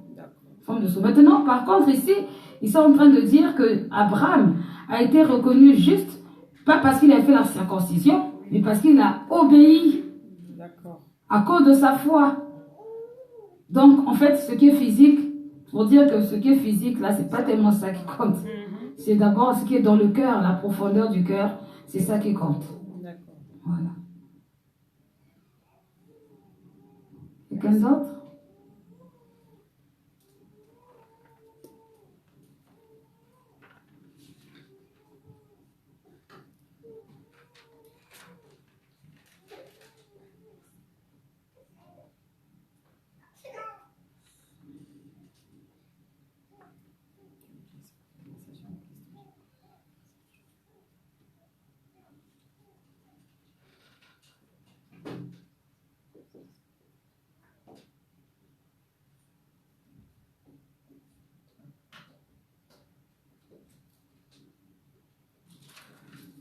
Ça va, je crois.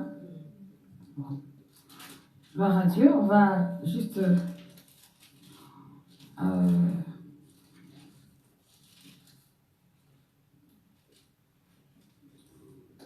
on va utiliser aussi, parler sur la justification. Je vous ai parlé, mais je vais réécrire le mot parce que j'ai mis le stylo. Alors, justification en grec, c'est dikaio.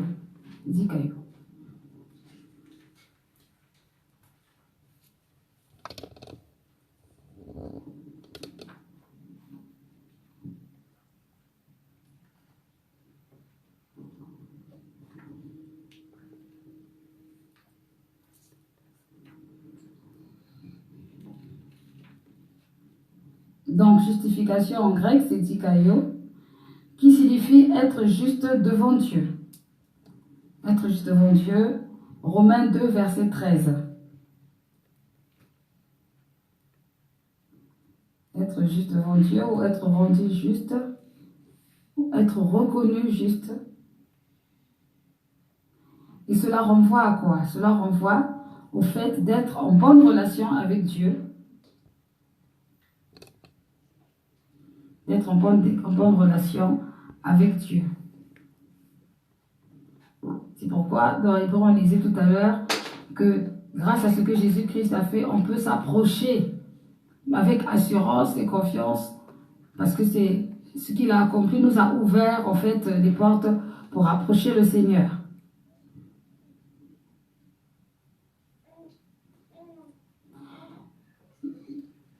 C'est donc une déclaration de justice légale.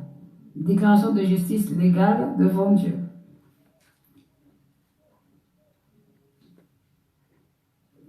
Dieu pardonne le pécheur repentant qui est déclaré coupable selon la loi et condamné à la mort éternelle. Il le restaure en lui accordant une faveur divine et l'établit dans une juste relation avec lui-même et avec sa propre volonté. Et en cela, l'apôtre Paul révèle plusieurs vérités quant à la justification et à son mode d'accomplissement. Donc, être rendu juste devant Dieu est un don.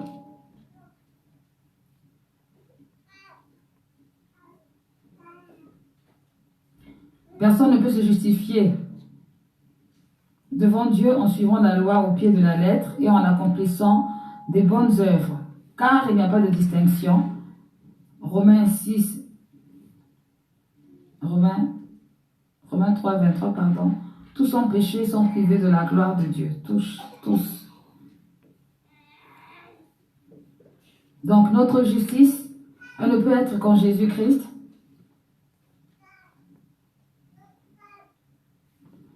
Et donc cela s'accorde par la grâce.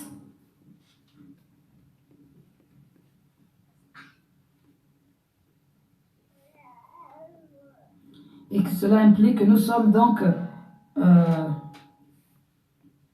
nous sommes crucifiés avec Christ et Christ vit en nous.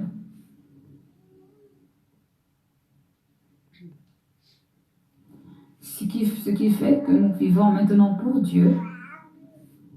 Nous vivons pour Dieu.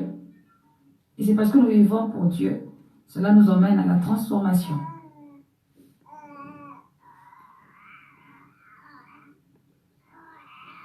Transformation par l'esprit.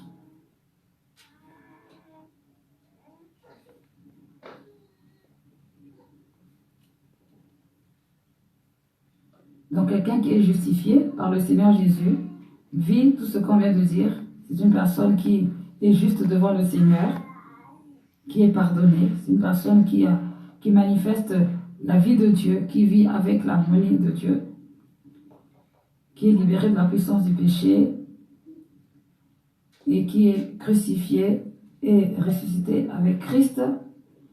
Et cette vie l'emmène à la transformation.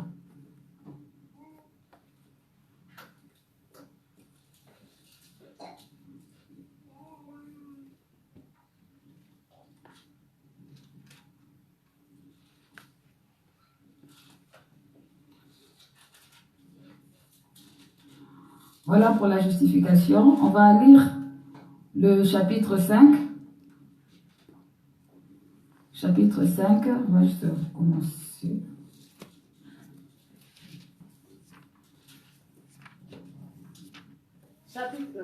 Romains chapitre 5. Si donc nous avons été déclarés justes devant Dieu en raison de notre foi, nous sommes en paix avec lui grâce à notre Seigneur Jésus-Christ. Jouissons de cette paix et gardons-la. Oui, c'est le Christ qui nous a fait pénétrer dans le lieu où règne la bienveillance divine. Nous avons par lui, au moyen de la foi, un libre accès à la grâce et à la position privilégiée qui est la nôtre. Nous avons le bonheur de pouvoir, dès maintenant, contempler la gloire de Dieu et nous regardons vers l'avenir avec une entière confiance. Amen. Nous savons que nous serons associés à cette gloire. Notre espérance nous fait exulter de joie, car un jour toute la splendeur divine sera nôtre. Mais il y a plus. Dès maintenant, nous pouvons être remplis de joie au milieu des épreuves et des souffrances. Oui, malgré nos difficultés et nos détresses, nous triomphons, car nous savons qu'elles contribuent à notre bien. L'épreuve nous apprend à être patients, à porter nos fardeaux sans rechigner. La patience nous affermit et développe notre force de caractère. Elle nous aide à faire toujours davantage confiance à Dieu. Lorsque nous avons traversé victorieusement l'épreuve, notre foi et notre espérance acquièrent force et constance. Or, notre espérance ne risque pas d'être déçue car Dieu nous aime. Il nous a donné son Saint-Esprit qui a rempli nos cœurs de son amour. En effet, lorsque nous étions encore empêtrés dans nos péchés, incapables de nous aider nous-mêmes, trop faibles pour aimer Dieu ou lui apporter quoi que ce soit de valable, le Christ, au moment fixé par Dieu, est mort pour nous, c'est-à-dire pour des impies qui ne se souciaient pas de Dieu. Il est déjà extraordinaire que quelqu'un donne sa vie pour un homme de bien. Il peut arriver que pour un bienfaiteur ou pour une cause juste, un homme accepte de braver la mort. Mais le Christ, lui, est mort pour nous alors que nous vivions encore en conflit avec lui. N'est-ce pas la meilleure preuve que Dieu nous aime? Amen. Arrête-toi un peu. Est-ce que vous réalisez ce qui est dit là? Amen. Amen. C'est touchant. Si chacun commence à se souvenir de sa vie d'avant, de donner sa vie au Seigneur, je pense que chacun va pas écrire son film. Hein.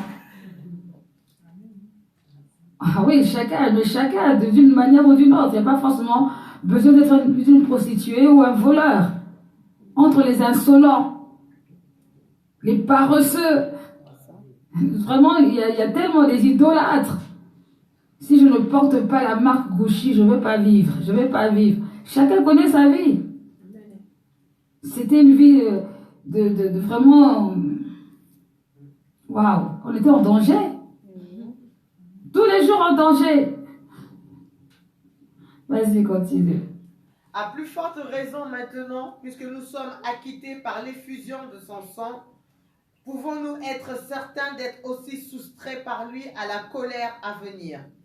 Car si tout en étant ses ennemis, nous avons été réconciliés avec Dieu par la mort de son Fils, à plus forte raison maintenant que nous sommes ses amis et qu'il vit en nous, trouverons-nous par sa vie un salut complet. Je dirais même plus, nous pouvons dès à présent nous réjouir dans une vie de communion avec Dieu par notre Seigneur Jésus-Christ qui nous a réconciliés avec lui. Résumons, par un seul homme, Adam, le péché a fait son entrée dans le monde. À sa suite est venue la mort qui a étendu sa domination sur toute l'humanité. Aucun homme n'a encore réussi à se soustraire à son pouvoir, car aucun n'est libre du péché. Avant que Dieu ait donné la loi de Moïse, le péché existait bien dans le monde. Or, le péché ne peut pas être tenu pour tel s'il n'y a pas de loi pour le sanctionner. La preuve, c'est que la mort, sanction normale du péché, a régné d'Adam jusqu'à Moïse, même sur les hommes qui n'avaient pas transgressé un ordre précis comme Adam. Adam préfigurait celui qui devait venir, le Christ. Quelle différence entre la faute d'Adam et le don gratuit de Dieu? La portée du péché d'Adam fut immense. Certes, par sa faute, il a entraîné à lui seul tous les hommes dans la mort. Cependant, les effets de l'œuvre de Jésus-Christ sont bien plus importants. C'est lui qui nous a acquis la faveur de Dieu. Par lui, nous sommes accordés gratuitement les dons de la grâce divine. Ces bienfaits sont répandus à profusion sur tous ceux qui croient. L'humanité entière bénéficie donc des richesses qu'il nous a acquises. Ainsi, le don de Dieu a des conséquences bien différentes de celles du péché d'Adam. Là, le jugement venant après une seule faute a entraîné un verdict de condamnation qui englobe l'ensemble de la race humaine. Mais à présent, malgré des transgressions nombreuses, le don de la grâce par le Christ conduit à un complet acquittement. En effet, si par la faute d'un seul homme, la mort a pu accéder au pouvoir et exercer un règne incontesté sur une humanité réduite à l'esclavage, il est d'autant plus certain que ceux qui reçoivent les trésors immenses de la grâce et le don de l'acquittement participeront au règne de la vie par Jésus-Christ. Dès ici-bas, la puissance de la vie nouvelle dominera leur existence et, jusque dans l'éternité, ils vivront en roi. Amen, amen, amen, amen. Alors, j'ai une question. De quelle mort il s'agit dans ce que Ansiraya a lu? La mort éternelle, la mort spirituelle. Parce que parfois quand on parle de la mort, il y en a qui pensent que c'est la mort physique. Tu peux être vivant mais être mort, vraiment mort. Mais tu peux être mort mais vivant. Puisque tu as le Seigneur, tu as été réconcilié avec le Seigneur. Dès l'instant où Adam et Ève ont péché, la mort spirituelle est rentrée dans la vie de l'homme. Et l'homme a besoin de se réconcilier avec Jésus-Christ pour naître de nouveau. Voilà. Il ne peut pas naître de nouveau en dehors de Jésus-Christ.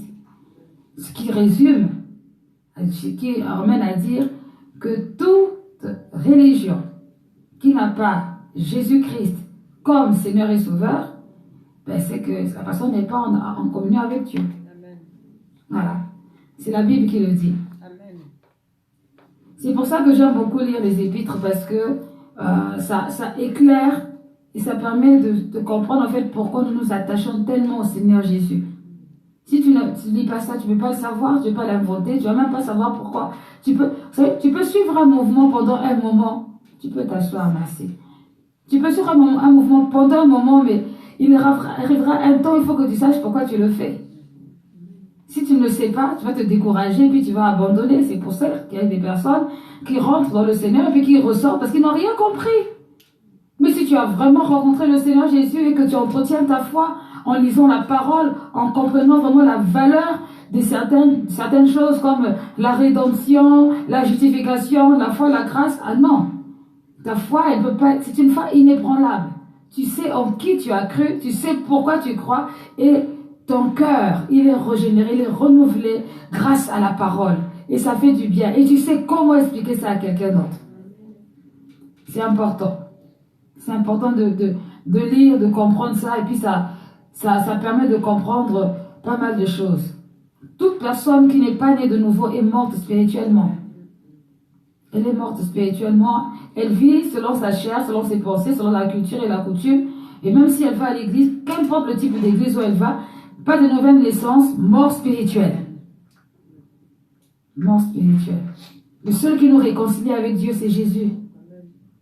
Il n'y a pas quelqu'un d'autre qui va nous réconcilier. Donc, tu fais tout ce que tu veux, payer les aumônes, vraiment soutenir les pauvres, tout ce que tu... C'est bien, mais ce n'est pas ça qui te met en communion avec Dieu. Pour être en communion avec le Seigneur, il faut accepter Jésus. C'est le seul passeport. Amen. Gloire à Dieu. Nous allons nous lever. Le verset 5, chapitre 5, verset 5 dit, c'est pourquoi, comme par un seul homme, le péché est entré dans le monde, et par le péché, la mort, et qu'ainsi, la mort s'est étendue sur tous les hommes, parce que tous ont péché. Car, jusqu'à la loi, le péché était dans le monde. Or, le péché n'est pas imputé quand il n'y a point de loi. Cependant, la mort a régné depuis Adam jusqu'à Moïse, même sur ceux qui n'avaient pas péché, par une transgression semblable à celle d'Adam, lequel est la figure de celui qui devait venir. Pas besoin d'être autant d'Adam pour savoir si on a péché ou pas. Tu as péché, c'est tout. Et nous, pour être sauvés, il faut chercher le Seigneur. La mort est rentrée par Adam, le premier homme, mais la vie est revenue par le second Adam, Jésus-Christ de Nazareth. Et par cela, nous sommes justifiés. Et nous avons la joie pour cela. Je voudrais que nous puissions élever nos voix et dire merci à ce Seigneur de nous avoir aimés. De nous avoir aimés, tant aimés, et nous avoir touchés vraiment par sa grâce, qu'on ait accepté. Il y a des gens qui entendent, mais qui n'acceptent pas. Mais nous avons accepté. C'est une grâce. C'est vraiment la grâce imméritée. Nous bénissons le Seigneur pour son amour. Il nous a aimés alors qu'on était encore des bandits. On était dans des positions bizarres. Il nous a aimés. Il nous a vraiment aimés. Il a veillé sur nous alors qu'on prenait des directions obscures. Ah Jésus, quelle grâce. Quelle grâce Seigneur, quelle grâce. Quelle grâce Seigneur, au Dieu de gloire, de te connaître et de t'appartenir. Quelle grâce d'avoir accepté, d'avoir touché, d'avoir utilisé un moyen, Seigneur, pour nous toucher. Quelle grâce, Seigneur, d'avoir, Seigneur, oh Dieu, rencontré, Seigneur, des personnes sur mon chemin pour que je puisse te connaître. Quelle grâce d'avoir touché le cœur. Quand ta parole déclare que c'est le Saint-Esprit qui nous convainc de justice, de péché et de jugement. Seigneur, sans cela, rien ne peut se passer. Seigneur, le péché, la présence sans toi. Justice, parce que c'est toi qui nous justifie, Seigneur. Le jugement, Seigneur, le jugement de la fin, d'avoir vécu sans toi, Père. Seigneur, merci encore de nous avoir emmenés, Seigneur, oh Dieu, à vivre, Seigneur, oh Dieu, sans la domination du péché dans notre vie. Sortir des choses étranges. Seigneur, sortir des malédictions. Sortir de l'idolâtrie. Sortir, oh Seigneur de gloire, de la méchanceté des hommes. Seigneur, sortir de la colère. Seigneur, de ta colère à venir. Seigneur, quelle grâce de nous avoir redonné l'autorité. Nous avoir redonné la possibilité de chasser les démons. La possibilité, Seigneur, de pouvoir parler de toi, de pouvoir guérir les malades. Oh Jésus, merci pour ce si grand sacrifice, Seigneur. Merci de nous avoir aimé le premier, oui, Seigneur. Seigneur, ta parole dit que ce n'est pas nous qui t'avons choisi, mais c'est toi qui nous as choisis. Auto-porté, tu as touché nos cœurs. Oh Jésus, merci, Seigneur, parce que tu es digne, Seigneur. Tu es vraiment digne de gloire. Tu es vraiment digne de gloire, Seigneur, oh Dieu. Seigneur, tu calmes les tempêtes. Tu calmes les tempêtes. Tu calmes, tu déjoues les plans de l'ennemi. Seigneur, l'ennemi avait déjà programmé la finition de nos vies. Il était déjà content en sachant que les malédictions héréditaires allaient s'accomplir. Mais tu es venu, Seigneur, tu as tout effacé. Tu as tout détruit, Seigneur. Seigneur, tu es bon. Tu es bon, Seigneur, mon Dieu, mon roi. Tu es bon, Éternel des armées. Tu es bon pour avoir accompli cela. Seigneur, oh Dieu, pour cela aussi, nous te donnons nos cœurs.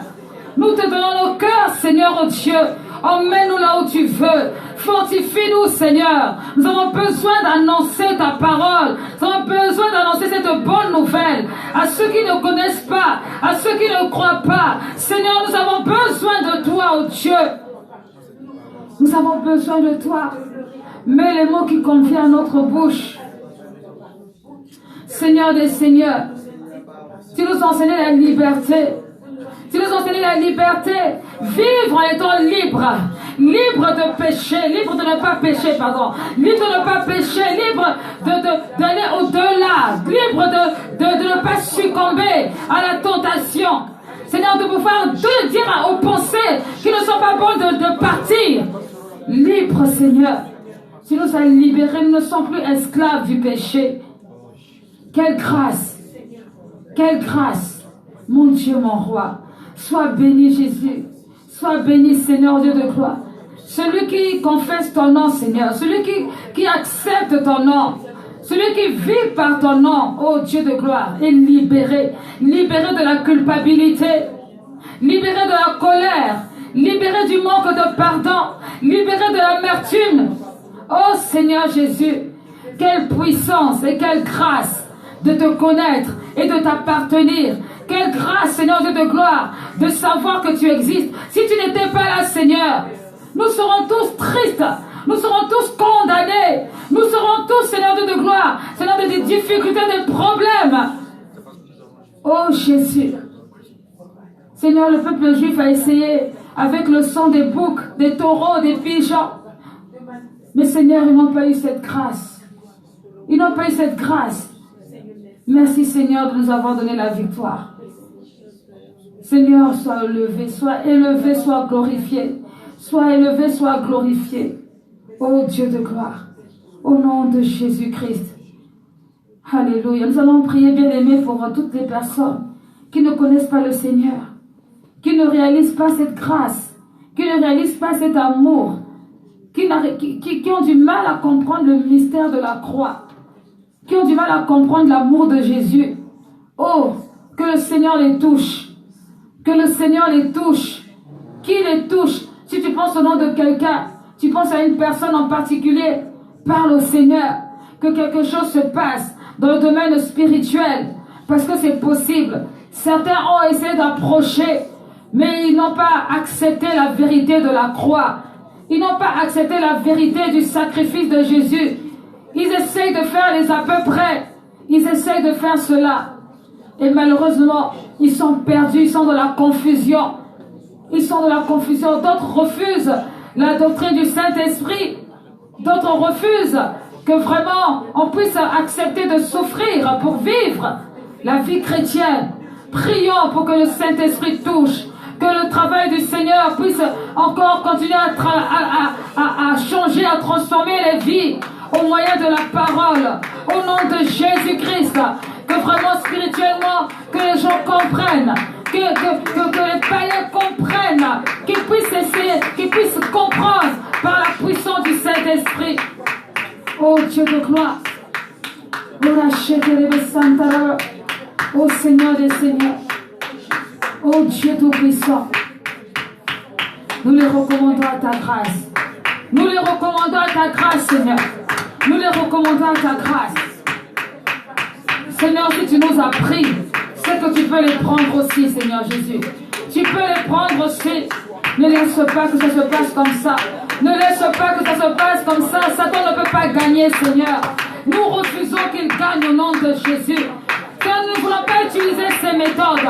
Nous refusons d'utiliser ces méthodes pour toucher les vies. Seigneur, nous appelons à toi, nous appelons à ta grâce et à ta faveur. Père éternel, manifeste-toi. Regarde les cœurs attristés. Regarde les cœurs rebelles. Regarde les cœurs fatigués. Regarde, au Dieu de gloire, les situations difficiles. Mon Dieu, mon roi, fais grâce. Fais grâce, Seigneur, au Dieu de gloire. Au nom de Jésus-Christ. Seigneur, fais grâce. Touche par la puissance de ton esprit. Touche. Au nom puissant de Jésus-Christ, Seigneur, touche. Révèle le mystère de la croix. Révèle le mystère de la croix, Seigneur Dieu. Révèle, Seigneur Jésus. Révèle afin que l'amour augmente. Au nom de Jésus-Christ. Que nous ne soyons pas négligents. Que ces gens ne soient pas négligents. Seigneur, à propos de ce qui est spirituel. Oh Dieu.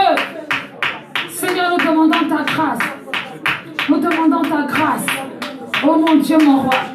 Ta grâce et ta faveur. Dis un mot. Au nom de Jésus-Christ. Dis un mot. Change-toi les circonstances.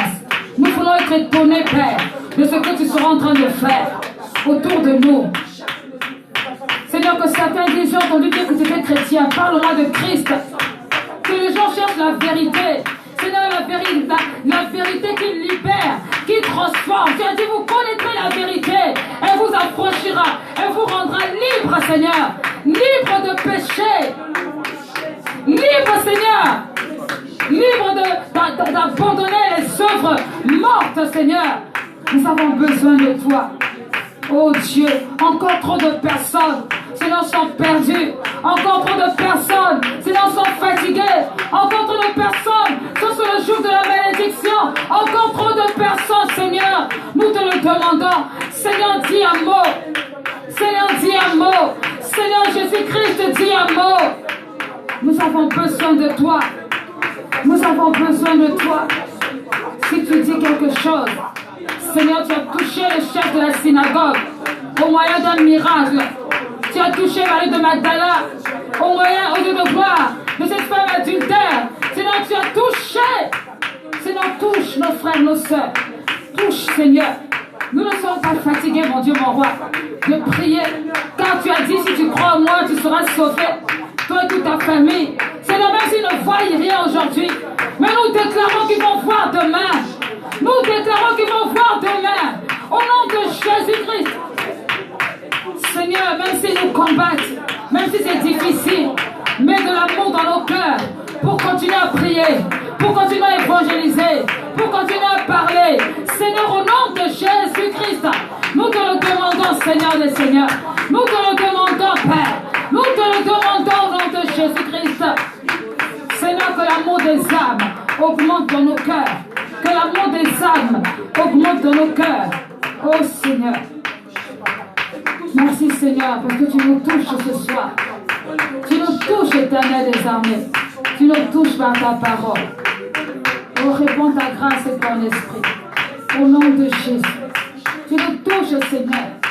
Tu nous touches, Seigneur. Seigneur, que le cœur soit directement attaché aux âmes. Que nos cœurs soient attachés à l'amour des âmes. Seigneur, l'amour, Dieu de gloire, pas parce qu'ils vont faire comme nous, mais parce qu'ils vont te suivre, Seigneur. Parce qu'ils vont te suivre, Seigneur. C'est ça que nous voulons. Qu'ils te suivent, Seigneur. Qu'ils te suivent, Seigneur. Au nom de Jésus-Christ. Seigneur, qu'ils te suivent, qu'ils t'aiment. C'est le plus important. Qu'ils ne vivent plus sur le coup, de la culpabilité. Qu'ils ne vivent plus sur le coup de malédiction. Seigneur, des foyers détruits, mon Dieu, mon roi. Seigneur, des vies détruites. Seigneur, des familles détruites. Des sociétés détruites. Seigneur, parce qu'ils ne reconnaissent pas ton autorité. Seigneur, dis quelque chose. Seigneur, dis quelque chose. Seigneur, dis quelque chose. Au nom de Jésus-Christ. Seigneur, je t'en supplie. Seigneur, des enfants rebelles. Seigneur, des parents détruits. Éternel Dieu. Seigneur, fais grâce. Fais grâce au nom de Jésus-Christ. Oh Jésus. Fais grâce. Aide-nous. Aide-nous par la puissance de ta parole. Aide-nous, Seigneur, par la prière. Aide-nous, Seigneur. Nous avons besoin de toi. Ne nous laisse pas. Ne les laisse pas, Seigneur. Ne les laisse pas.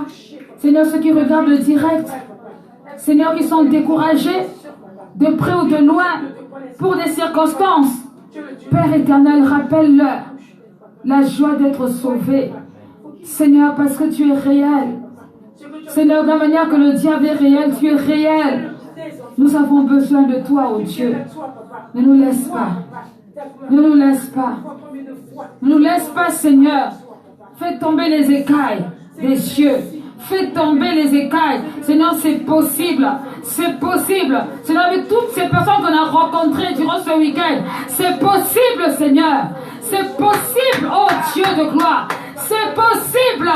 Nous avons prié, nous avons mis notre foi, Seigneur de gloire. Parce que nous croyons que ta parole transforme et libère. Oh Jésus, révèle-toi et accomplis ton plan. Que ton nom soit élevé, Jésus-Christ. Seigneur, que ton nom soit élevé. Que ton nom soit élevé, Jésus. Partout dans nos maisons, dans nos cœurs, dans nos demeures. Que ton nom soit élevé. Dieu de gloire, Dieu tout-puissant. Merci, Seigneur, pour ce temps de prière. Nous attendons à toi et nous espérons à toi. Merci d'avoir touché les cœurs. Seigneur, pour les âmes. Nous disons merci, Seigneur. Oh mon Dieu. Bénis aussi ces petits évangélistes, Seigneur de rue, qui vraiment ouvrent leur bouche pour annoncer la bonne nouvelle. D'autres le font même dans les supermarchés, Seigneur. Waouh! Bénis-les. Récompense leur foi. Récompense leur foi, Seigneur. Mon Dieu, mon roi, récompense leur foi. Afin qu'ils soient encore plus nombreux dans l'amour, dans la simplicité à le faire. Oh Dieu de gloire, aide-nous à être conscients de ta venue, Seigneur. Oh Seigneur, lorsque tu reviendras, que tu deviennes notre vie juste devant toi. Merci Seigneur pour ta grâce. Au nom de Jésus-Christ. Amen. Amen. Gloire à Dieu. Gloire au Seigneur. Que Dieu nous bénisse. On se retrouve vendredi pour la prière.